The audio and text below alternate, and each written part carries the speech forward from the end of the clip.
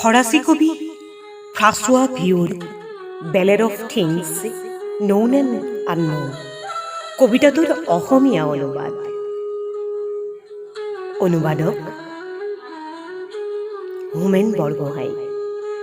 কবিতাৰ শিৰোনাম জনা আৰু নজনা কথাৰ মালিতা। গাখীৰত পৰা মাখিবোৰ মই খুব ভালকৈ চিনি পাওঁ। সাজপাৰ দেখিয়েই মই মানুহ চিনি পাওঁ। বাহিৰৰ খোলাটো দেখিয়েই মই বাদাম চিনি পাওঁ। ফৰকাল আকাশৰে লগত ডাৱৰীয়া আকাশৰ পাৰ্থক্য মই জানো। গুটি দেখিয়েই মই গছ চিনি পাওঁ। ধুদৰ পচলা আৰু কামিলা মানুহৰ পাৰ্থক্য মই জানো। কোনবোৰ ঘেঁহু পোকে খোৱা, কোনবোৰ ভাল, সেই কথা মই জানো। মই এই সকলোবোৰ কথা জানো, নাজানো কেৱল নিজকে। দীঘল চোলা দেখিলেই মই পাদুৰীক চিনি পাওঁ। প্ৰভু ভৃত্যৰ পাৰ্থক্য মই ভালকৈ জানো। চুলি ঢাকি ৰখা ওৰণি দেখিয়েই মই সন্ন্যাসিনীক চিনি পাওঁ। ভাল মদ বেয়া মদৰ পাৰ্থক্যও মই জানো। মই এই সকলোবোৰ কথা জানো, নাজানো কেৱল নিজকে।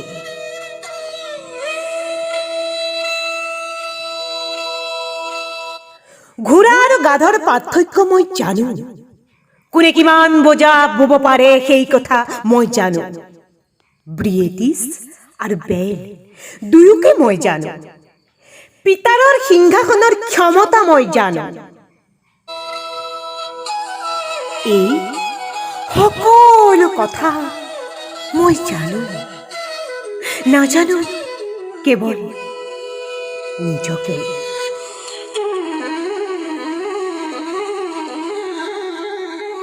প্ৰভু মই সকলো কথা জানো।